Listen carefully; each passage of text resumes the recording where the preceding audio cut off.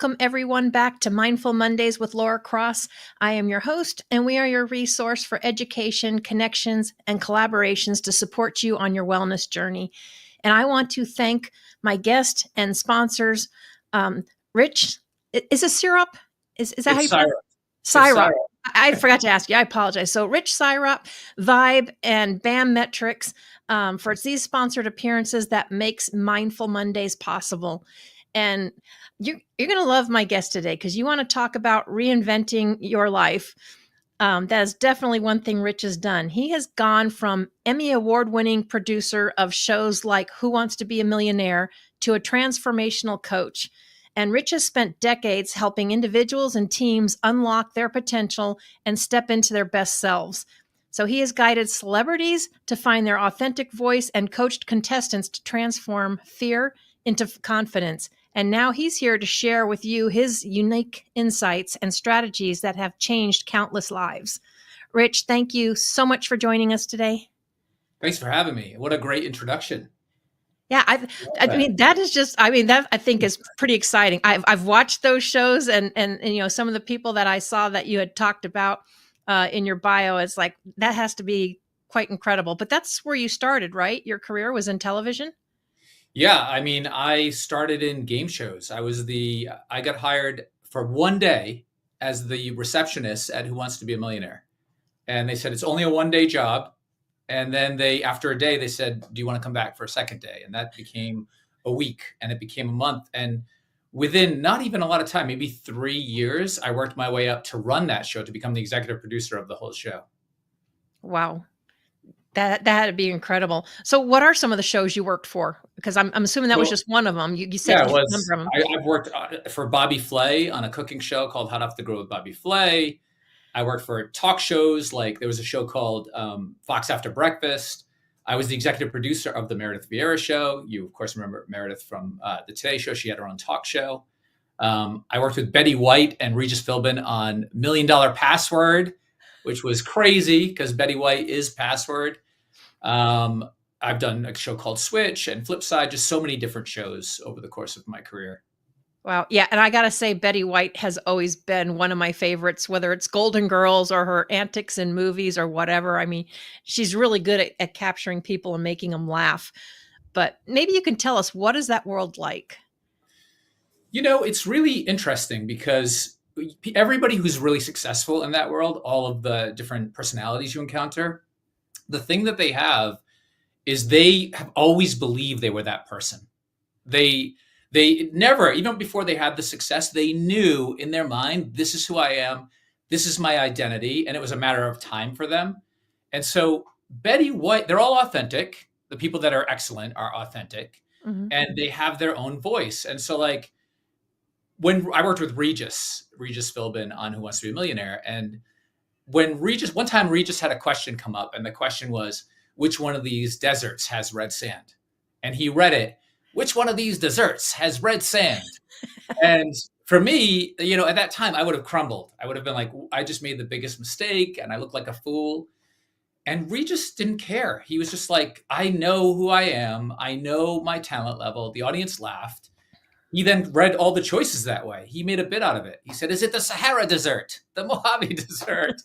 And so watching him and just saying like, oh, wow, this is somebody who has so much confidence that he even turns his mistakes into opportunities, which I think, you know, that is a lesson that I got early in life from all of these different people who were on these shows, is whenever they faced adversity, they turn that into an opportunity for growth and bigger success.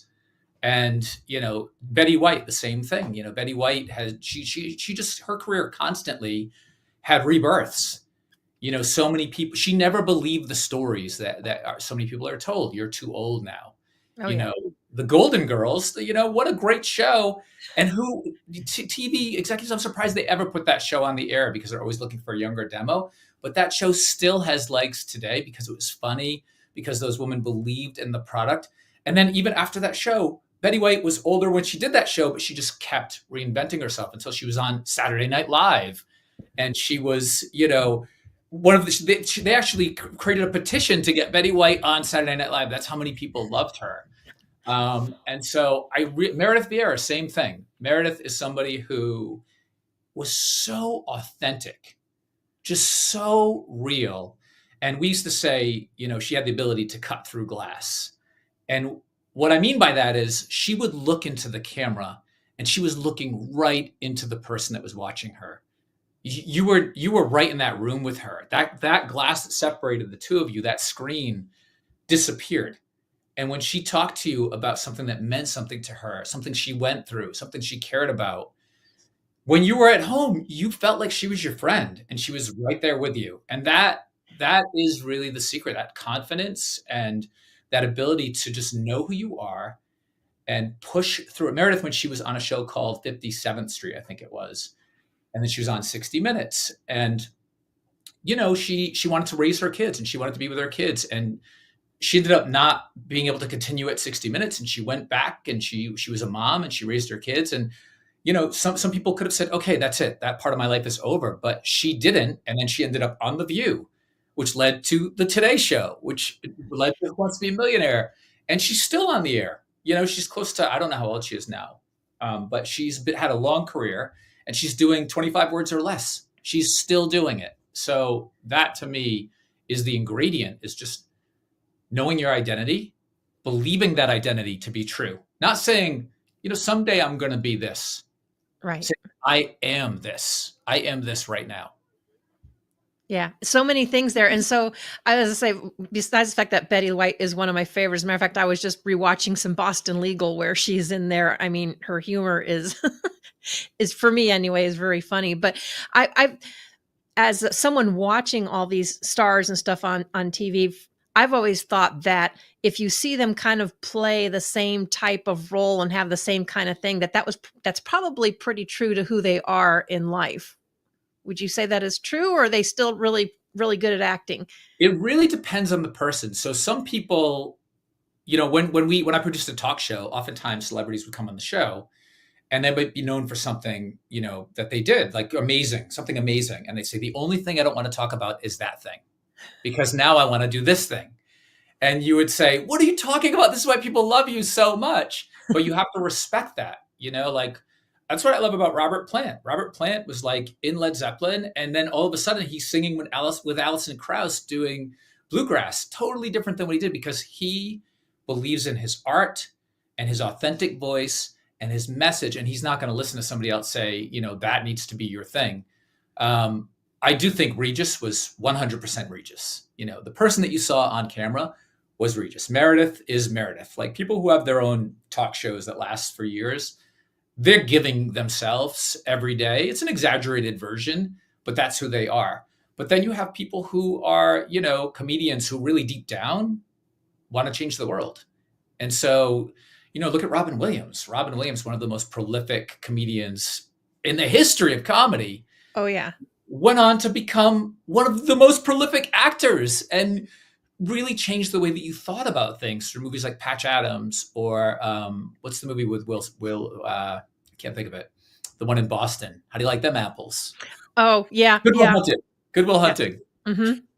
So yeah, he just wanted to be something else, and he followed his voice. So yeah, I think it depends on the person. Yeah, I always remembered him from Mork and Mindy. Oh my God, Mork and Mindy. That's where I grew up on Mork and Mindy. Yeah, I was gonna say I'm going to show my age, but I'm like with Betty White. It's only a number, so I'm just getting Betty started. White, by the way, she was so generous. And that's another thing too. That's why she had a long career. I think sometimes in entertainment, there can be volatile personalities, but the people who are cool and kind, they have the long careers because the producers remember that. And when they fall, people help them back up. And Betty White, when she came to me, I don't know if you remember, but Betty White was married to the original host of Password. So she went on Password. She ended up marrying the host, and he unfortunately passed away, and he was the love of her life. She never got remarried.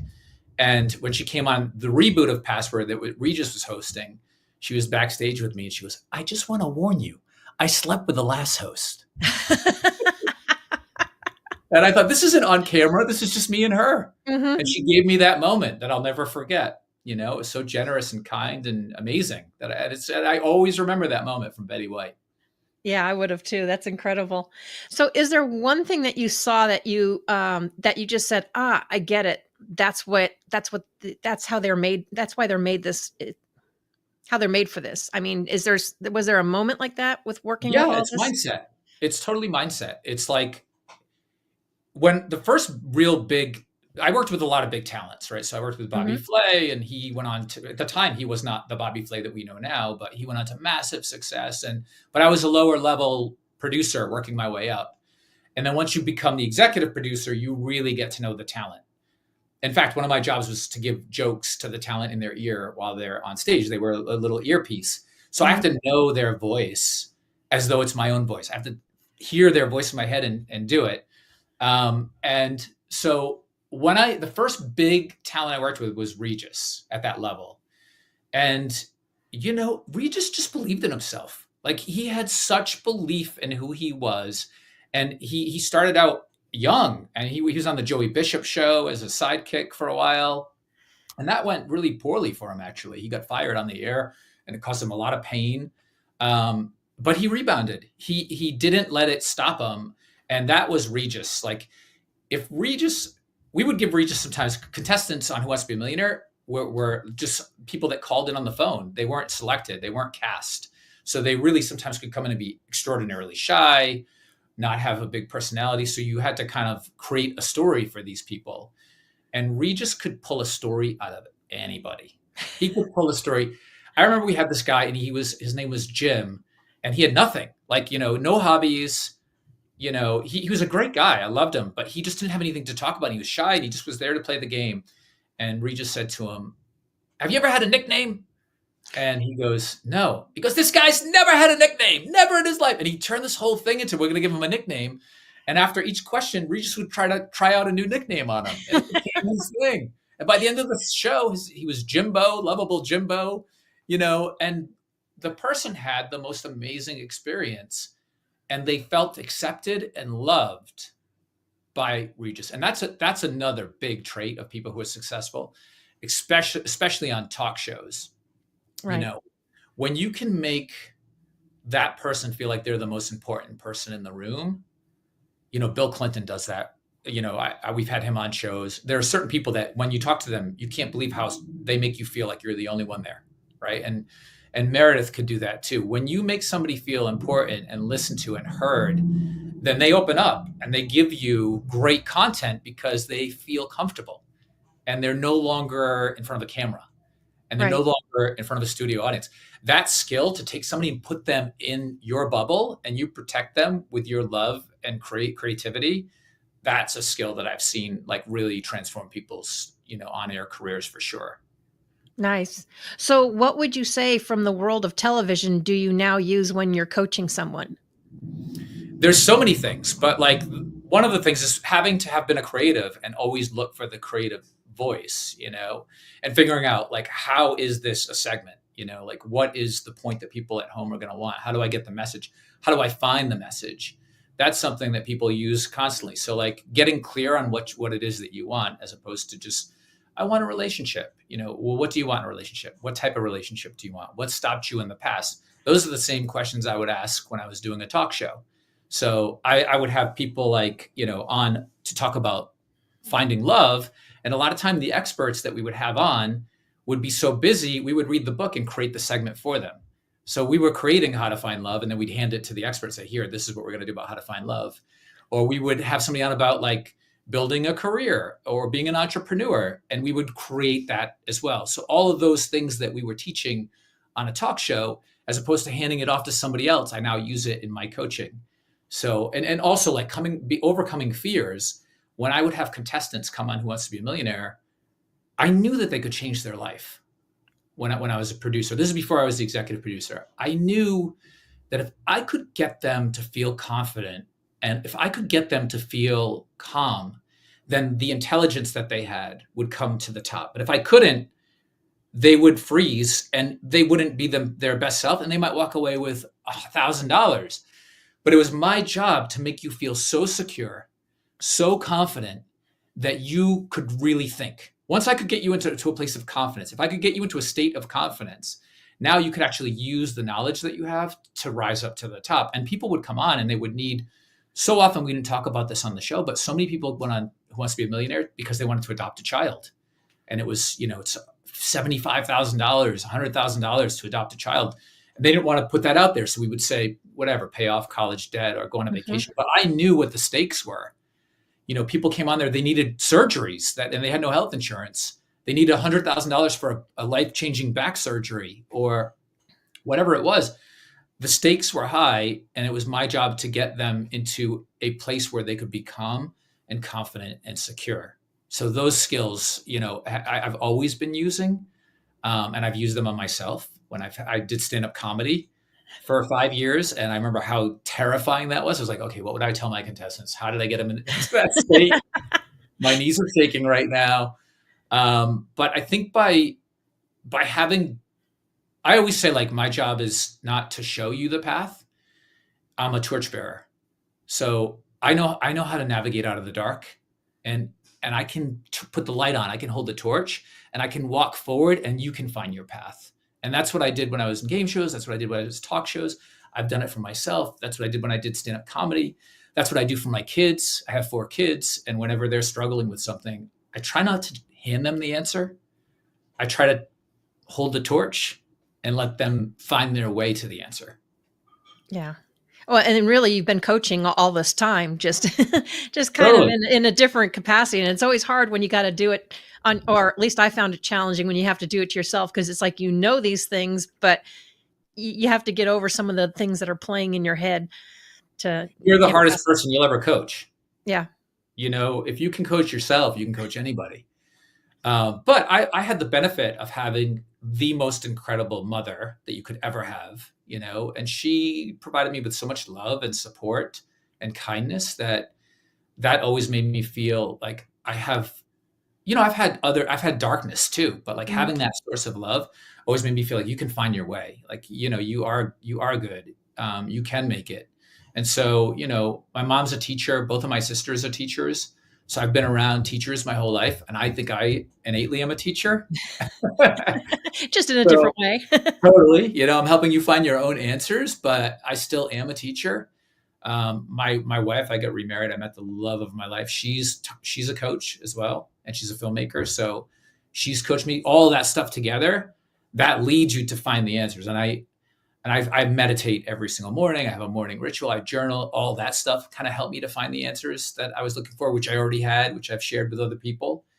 I think we're going to get into this, I'm sure, but I told you I wrote a book, and that's eventually really what led me to the answers that I was seeking, because they were inside of me, and I just needed to locate them. And we are going to get into that, but being a producer, an executive producer, all of that going on, I mean, that had to be rather hectic. So what was work-life balance for you when you were working in the television world? So when I was at Who Wants to Be a Millionaire, it was great. It was great. And it was my foot in the door. But it was a pretty good work-life balance. We were working, maybe 10 hours a day, but I loved it. And it was like feeding me.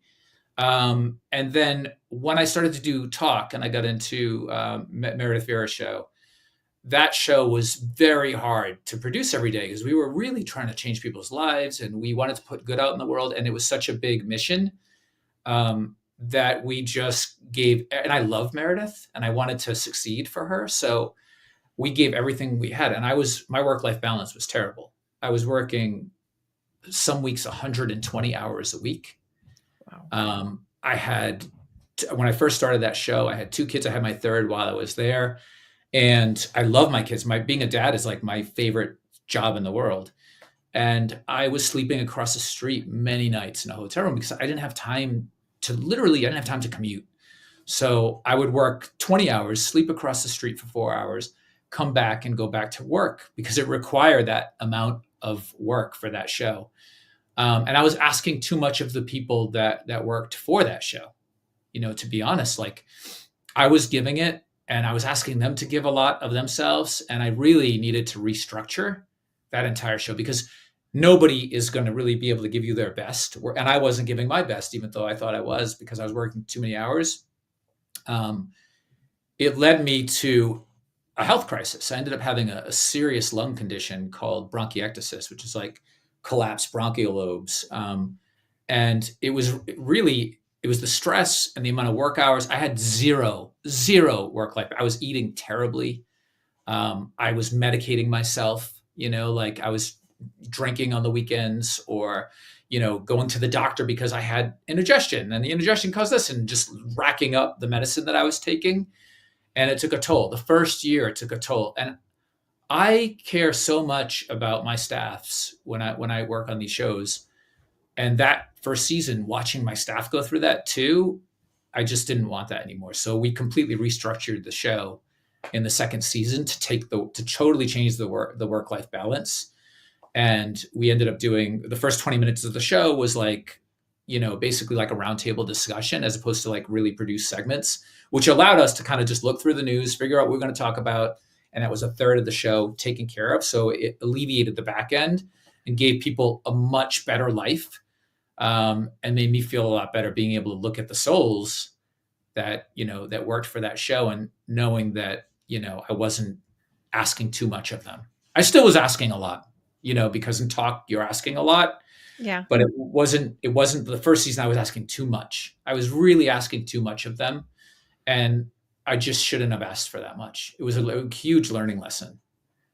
Yeah. I mean, I remember one of the days when I worked 40 to 60 hours was exhausting. I can't even imagine doing 120, but I know we have a lot to unpack, but we got to take a quick break from a word from our sponsors, and we will be right back to discuss the whole reinvention of you, because that is exactly what you did. So we will be right back.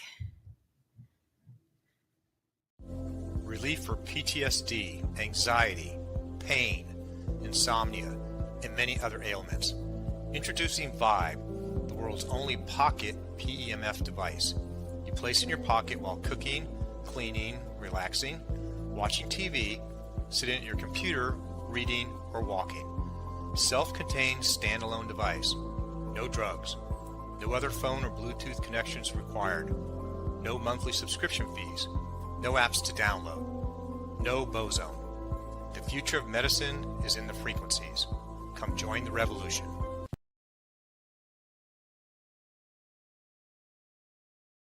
Hi, I'm Bobby Aldridge with BAM Metrics. There are so many programs out there that measure your swing speed, sets, reps, your BMI, your body fat, but the one thing they're not measuring that's so essential is mobility. Mobility is the key. If you're measuring your mobility, your performance will get better and you will reduce your pain. I created BAM Metrics to make it easy for people to repeat the exercises so they could do it properly at home on their own. It's simple, it's easy to do, and from a senior to a pro athlete.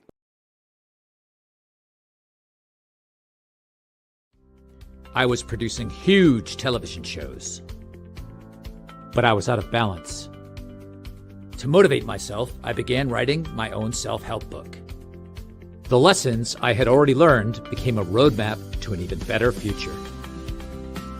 Looking for answers led me to Neuro-Linguistic Programming. I built my confidence, became more clear on what I want, and found a path forward. That path is using everything I've learned to help others find their way forward. It all begins with one step. Sign up for my free consultation, and let's get started on the life you deserve today.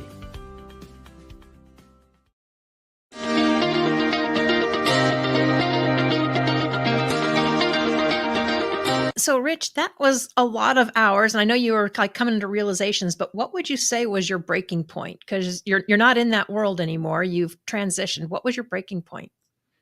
I found myself. I really found myself. When that show got canceled after two seasons, it wasn't brought back for a third season. I was at home and I had time now. My mind hadn't had time to really digest anything. I'd worked from the age of 22 right up until that point. And I started to realize that I really didn't have the proper balance. I didn't have a lot of happiness. I didn't have hobbies anymore. I wasn't in touch with myself. I wasn't being physical. I wasn't eating right. And for me, realizing I needed to get a divorce. At that time, I was in a marriage that just wasn't working. and being forced into that decision and just saying like, am I going to be brave enough and do I love myself enough to actually reset my life at this point? Once I made that decision, everything started to kind of to come into to become clear. I said, oh, wow, okay. It was a huge decision. And, it was really dark. It was a dark time. But once it happened, I started to run. I started to play guitar. I started to take hikes with my son, every single weekend, 4 or 5 hour hikes, and just connect into his spirit, his young, beautiful spirit, and the trees, and feeling nature and putting my hand in the stream and just saying, wow, this is who I am. Like, I am massively connected to nature and to love. And so I then said, okay, I really need to, I need to figure out who I am and learn to love myself again. So I started to journal. I began meditation. Meditation was really hard at first. But I know from building a television career and becoming a stand-up comedian and playing college baseball that nothing is easy at first. Like you just have to work and it'll get better. So I just stuck with meditation and I stuck with journaling and the answers started to flow. And once I loved myself, I said, you know what? I think I'm ready to meet somebody. And I started to date and I met the absolute love of my life. And I couldn't believe the level of happiness that I was experiencing. And I lost 25 pounds. I changed my diet. I became a vegan and, my asthma disappeared, my medical condition, which they told me at the time that I might not even live long from that medical condition. The first doctor I went to said, you're fine as long as you don't have MAC bacteria in your lungs. If you have MAC, you're going to be in trouble. I came back, I did have MAC. And I was like, I don't like that answer. So I need a new answer. So I found a doctor that told me the answer that my mind needed to hear. This wonderful doctor at Mount Sinai. And she was like, you just need to start running. And I was like, running? I can't even breathe. She's like, start at a quarter of a mile. Just start with just whatever. And I did. I started a quarter mile and then I went to a half a mile and I ran a 10K and I just kept building and I have been a lifelong asthmatic since I was 3 years old on medicine. I am now on no medicine. I am breathing fantastically. And it's all because I found happiness and I've reduced my stress and my diet has completely changed. So once I had all of this stuff and all of this happiness, I then started to study Neuro-Linguistic Programming, which is like about changing your subconscious mind and your belief systems and ordering your values and all of this great science behind the mind. And I started to adjust myself and I saw even bigger changes. And then my daughter has OCD and I used it with her and I started to see big changes with her. And so I said, this is so valuable, my experience and this stuff that I've learned, I owe it to like other people to really start to share this. And so I started coaching. And then once, oh my God, when you coach somebody and you see them change, that is even a bigger reward than your own self change. Watching somebody get rid of these old stories and start to believe in themselves. And I had this client who really just was so hard on herself and she was so upset and she was living in this place of I'm not good enough, which by the way, almost all of us, that's ultimately, if you keep asking questions, that's where we get to. No matter how great you feel, there's still something that always needs to be worked on up there that's saying I'm not good enough. And once you work on it, you get better, but it comes back and you need to keep going back. But seeing her change her life and start to feel like she's good enough and become a Pilates instructor, and seeing, another guy who's got a photography business and he's doubling his business now because he's starting to understand what his worth is and how he can go out and get it and how to set goals. It's amazing. It's really amazing to change people's lives. Yeah. And there's so many things that you were saying in there. I mean, like one of them, so I was one that was always told that I have exercise induced asthma because I would always have trouble. They give you the inhalers and all this stuff. And I'm like, I don't take any of them anymore. It's like that stuff was doing me more harm than good. It's like if you, like you said, change your lifestyle, change your diet, and do stuff, you can build up your own, lung capacity and stuff and get past that. But maybe you can share with us a little bit, because you came from a very busy, packed world, working 120 hours a week. And a lot of us have the whole monkey mind thing going on and find meditation difficult, because really you're asking that to stop and slow down. How was that process for you? Or was there anything that helped you to get to that point? Because many of us struggle. Definitely. By the way, the asthmatic thing, just to hit on that for 1 second, I think what we do, this is a big part of neuro-linguistic programming, but when you label yourself something, you say, I'm an asthmatic, that's really like, you could say like, I'm having asthma issues right now. But once you say, oh, I have this life condition, that is like just putting it in a bad place. Like, you should turn it into like, I've had clients who say, I have ADHD. I said, no, you're just ADHDing at a moment. But that's just a moment of ADHD, and you don't have ADHD. I think when you tell yourself a story, whatever that thing is that you think is a problem, it becomes a worse problem. You can make it a better problem by just saying, I'm just in a state of this right now. I am not this thing. So I'm glad that you have overcome. Oh yeah. I learned that too. And it's like, you can tell me that. I don't subscribe to that. I'm like, because I know I know I can change things. Totally. That's beautiful. So sorry again. What was the question about? So the meditation part, you had because we all have that monkey mind going on, and we got to do this, we got to do that. We come from a society where we want everything yesterday. You were in a very busy field of working 120 something hours a week. How did you get to where you were able to just like sit still, meditate, or just be?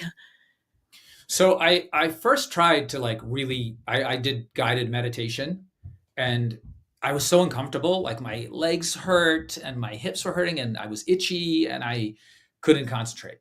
And so then I said, you know what? I think I'll get to that place someday, but right now comfort is the most important thing. So I'm not going to worry about anything I've heard. I'm just going to be comfortable, whatever that means. And sometimes I would meditate laying down. Sometimes I would meditate. I'd still be intentfully meditating. But I would meditate in a place of comfort so that wasn't part of the distractions. And then once I did that, then all the thoughts of my ego would come in and say, oh, you didn't do this, blah, blah, blah, you forgot about that. And, oh, what about this thing that happened in your life and makes you this? And I needed to come up with something so in meditation, it's like, don't push the thoughts away. You have to acknowledge the thoughts, but don't see them from outside of ego, which is very hard to describe to somebody that hasn't gotten to the place of separating ego. Right. That's a hard concept. So at the time, I said, okay, I'm going to imagine that I'm looking out at the ocean, and that every time one of these thoughts comes, I'm going to put it into a boat and I'm going to push it along to the side. Either push it along to the side because it's something that I may have to deal with later, or push it out to sea. And that simple, and then I would laugh because, like, if it was me saying like, you're not working out, I would picture me being frantic and going, you're not working out. And I just push it, and I'd hear the voice kind of like slowly fade away. So I was acknowledging it, but just going, okay, you can move on. Okay, you can move on. And it was always after about 10 minutes of that the last 5 minutes would be pretty solid. And I'd be just into a state where I start to see my energy colors moving. So I started to see, like, I didn't know what it was at first, but I'd see green smoke, and it was kind of like orbiting and just moving. And really what it was my heart energy that I was shifting around in my body, which once I became more familiar with that, I was like, oh, okay. Then I saw my third eye, and I had no idea what it was. And then I figured out, oh, wow, I've actually reached a place where I'm seeing my third eye. And, even now when I meditate, though, like, there are days where my ego mind gets in the way. My busy mind gets in the way. And I come out of it and I just go, okay, no judgment. I sat for 15 minutes. Now I sit longer sometimes. Sometimes I'm like, all right, I'm going to do, because really for me, the 10-minute mark is when I start to have my most insight, which actually a lot of my coaching strategies come from that too. Like, being in that state. And I do believe in like spirit guides, and I believe that you can connect. And I get a lot of really amazing coaching thoughts and tools when I'm in my meditative state, when I can get there. So if I can get there at 10 minutes, instead of sitting for another 5, why not sit for another 10? Right. So I sit for as long as I can before the thoughts start to come back. And if the thoughts come back, I go, okay. But no judgment, being comfortable and find a way to see the thoughts without having them sit there forever. Like I like the boat thing, but whatever you come up with, you can put them in a bubble and pop them, whatever it is. But like that visualization helps your mind, I think, to not become fixated and sit with something too long. Yeah, I look forward to trying that because I like that. That's kind of cool. Vision of vote, and it's like, yep, just move along, or you can go away now and just shove it out to sea. I love it, sending it out to sea. So you can go over the wave and down the other side. Done with you can go out. Yeah. So, you're not good enough. See you later. So, Rich, at one point you were unemployed. You were going through a divorce. You were forced to move, and did all this then lead you to write the book? Yeah. So during COVID, I got to a point where I was already going through the divorce. I already moved out. At the place I was renting, they decided to sell. So then I had to leave. And I also didn't have a job. I was unemployed at that time. And I remember looking at my kids and just feeling like I can't let them know that I'm feeling this. I need to be present, and I need to be aware, and I need to be loving, and I can't have this be inside of me. So I started to try to read all these motivational books, but they were always written from a place of like, I don't know, like the person had already had received it. They've already gotten there, Mm-hmm. They were empowering, but it wasn't from where I needed it. So I said, I'm going to write my own book from where I am now, from having gotten to the top and then fallen down and getting back up. So I started writing a motivational book in January of that year. And I set a goal for myself financially. And I said, I'm going to make this. And it was a really high goal. And by April, I still hadn't made $1. By May, I still hadn't made $1. By June, I just had started working. And it seemed like, I don't know how I'm going to achieve this, even if I get what I normally make every week for the rest of the year. But I just kept writing the book. And every single chapter was another lesson from my life, taking small steps and second chances and, work ethic and putting good energy out there, and mindset. And as I'm writing this book, I'm like, wow, I can't believe I've shared this with so many different people and I haven't been using it myself. And it was crazy because, I was within $35,000 of the goal by December. And I thought, I'm not going to be able to do this. Like, I got like a week left, but I did what I said I was going to do. I mean, I made all this money. I rebuilt my life. My career's in better shape. The kids were happy. I was back into another better house. And so I said, you know what? It's not about the exact number. It's about what you set out to do. And don't always look at the exact number because and then I swear, like 5 days before the year was over, I got a call from a company that said, we want to hire you to do development for us. And we want to pay you $35,000 to the penny. I made about manifesting, right? Yes. Manifestation is great and it's visualization, but it's action too. And I took the action. Wow. That's incredible. So really when you're writing the book, you kind of relearned some lessons. What was your favorite one that you relearned when you were writing it? I mean, my favorite lesson is the simplest, and it was the first chapter. And it's like, small steps lead to great distances, and it was about when I was a kid, I wanted to be a professional baseball player. And so this is what the chapter was about. And it was about how I was so bad at baseball. I used to run around like this trying to catch the ball, but I never bent my arm. So they nicknamed me the Statue of Liberty. And I couldn't make the Little League team. I was not good enough to make the Little League team. And so that winter, I lived in New England and it was cold. And I went into my wet, rusty basement and cobwebs. And I just started throwing a ball off the wall as hard as I could and trying to react to it. And I started swinging 50 swings a day. Then it became 100 swings a day until I could hear the woof. And I got so good at baseball by those small steps. I went to try out for the Little League team. And I was like, I nailed it. I was so good. And I still didn't make the team. Even though I deserved to. And then I started to make excuses. Oh, the coaches, I don't know the coaches' kids and whatever. They were all I wasn't taking responsibility. So I then said, no, you're going to take responsibility. And for kids that didn't make the Little League, you go to minor league. And I was so good in the minor leagues that kids on the other team were afraid to pitch to me. They would back way up. Every time up I got a hit, I was pitching, striking everybody out. And I got the call to go up to Little League. And that transferred into becoming an all-star, becoming the MVP of my high school, leading the state of Massachusetts in hitting when I batted .615 my junior year, and eventually hitting a home run at Fenway Park, which I actually did. So, that lesson to me was like, no matter where you are, it's all about taking steps. It's just keeping that train moving and not letting anything deter you. So when you hit the obstacle of, I didn't make it to Little League, instead of giving up and saying, no, I didn't know, you take it out on the situation. You go, oh yeah, well now I'm going to up it. I'm going to go even harder towards prove you wrong. Yeah, exactly. Yeah. So that was my favorite lesson. And I still use that all the time. I use it in coaching. I use it with clients. I use it on myself, when I'm trying to build my social media presence. And if you post a video and it doesn't do as well as you thought it would, you go, what can I learn? All right, this is just, there's no such thing as failing. It's all learning. So what can I learn from this? And I learn and I grow. Yeah, that's one thing you and I agree on. I've learned to stop looking at failure as a failure. It's not. It was a lesson learned. You learn from it and you move on. It's only failure if you don't learn from it and you keep repeating the same mistake. Totally. And here's another thing I fully believe. If you're not failing at things, then you're not trying hard enough. If you're not getting resistance, then you're not trying to go in that area enough. Like when you're facing resistance, it means that you're pushing. And the more resistance that you're facing, the closer you are to breaking through the door. And so many people, when the resistance gets really high, they get uncomfortable and they go back because they're afraid of failure. And it's like, no, just push, because you're so close. When you're feeling that resistance, push through that door.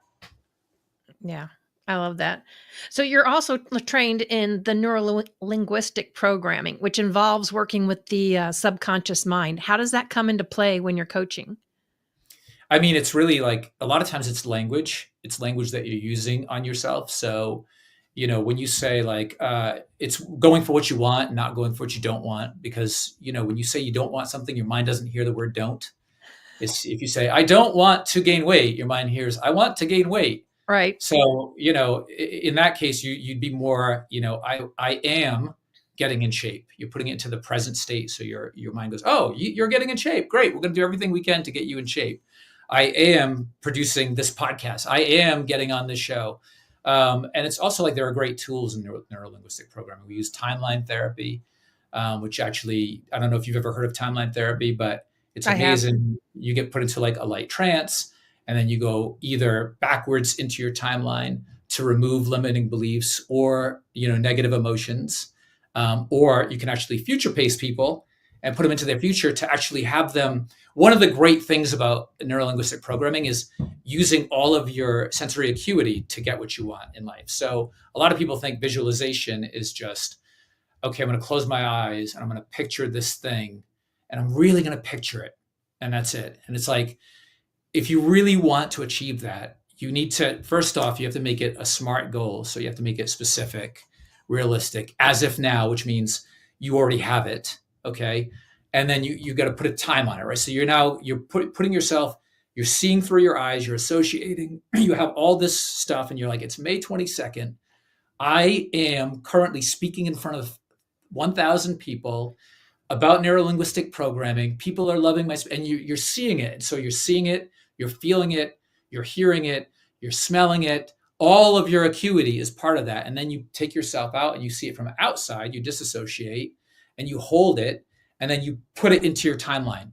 So you look into your timeline, you're floating above your timeline, you look down at May 22nd, boom, right into the timeline, and it's there. And then you look back towards the future and you see everything reset itself. So you're really working with your subconscious mind to say, this is no longer a goal or a hope, it's a memory that's already happened in the future. And then your subconscious starts to deliver situations to you and push you down the road to actually reach that goal, which I've seen over and over again with goals that I've set. The first time I heard this, I said, really? How? And then I used it and I was like, whoa, like that's crazy. Like I would get a call from somebody.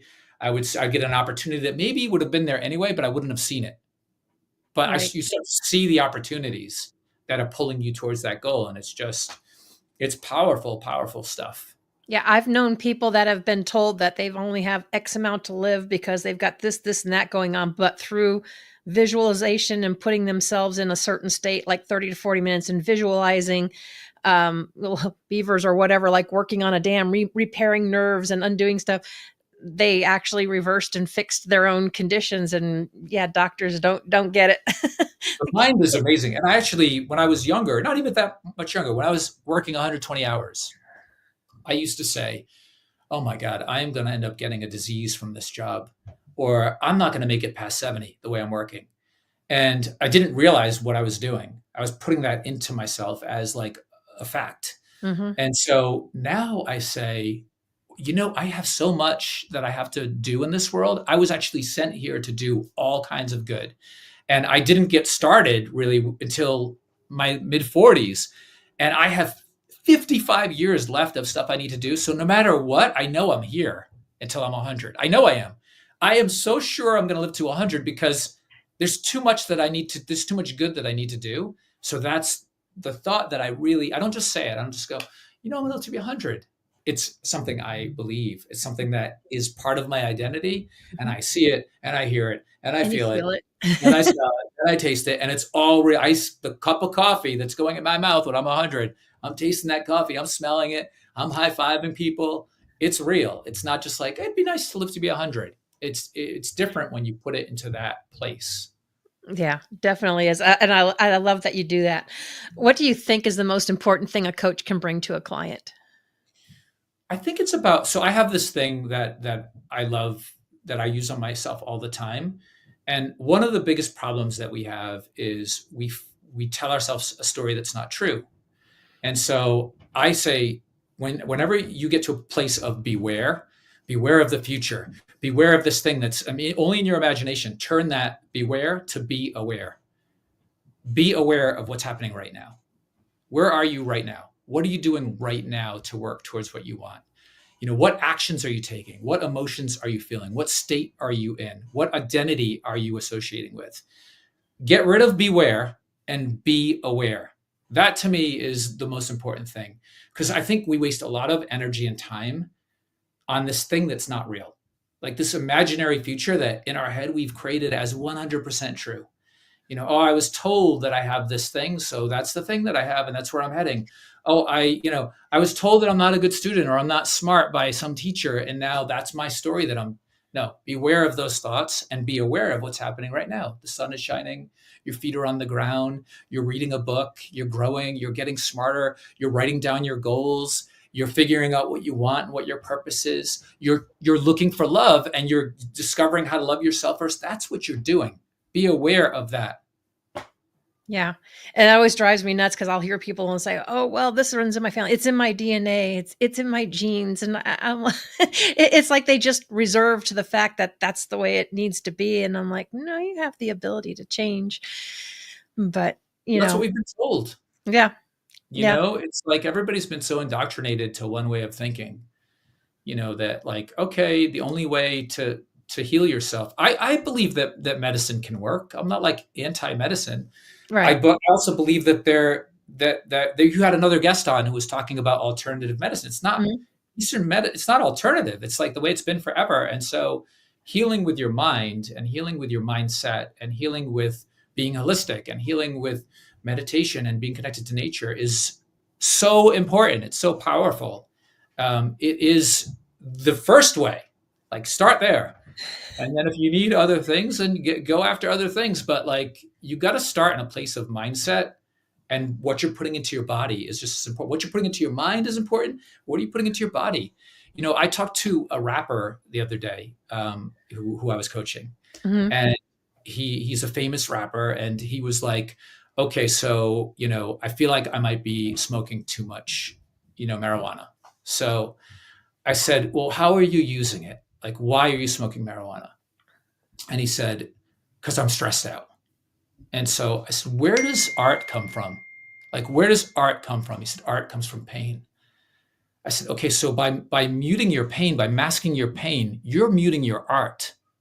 And he was like, wow. And I was like, it's all in what you're doing. Like, embrace who you are, embrace that pain and learn from it.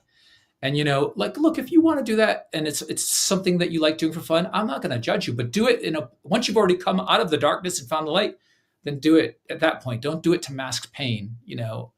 I think the key is to really trust the voice and find the voice inside of you, because so many of us are trying to create our voice by listening to others. Yeah. So we're going, oh, I want to be a famous this, or everybody wants to be famous, or I want to be an author and I'm going to go read how this author made it. And you try to create your path. No, you have to quiet that stuff and get deep into your own voice. Hear that voice, because our voices are so muted in today's world because everything's so busy and clouded. We're not listening to the voice in our own head. You got to really get in there and listen, and it'll give you your path forward. Yeah. Rich, we got about 4 minutes left, and I know you and I could keep going on forever. It's very easy to do with you. You have your YouTube channel, right? Which you also provide tips and stuff for people as well that they can follow you on. Yeah. I have a YouTube channel. It's Rich Sirop Coaching. And I'm on Instagram, the same thing. My website's richsirop.coaching. It's pretty easy to find. Yeah, or you can just scan the QR, or just scan the QR code. I love that you did that. How amazing. So yeah, and I share tips on there. I remember when I was looking for help, a lot of times, like when I would see something online, it would be like here's a little bit, but like I'll give you the whole thing.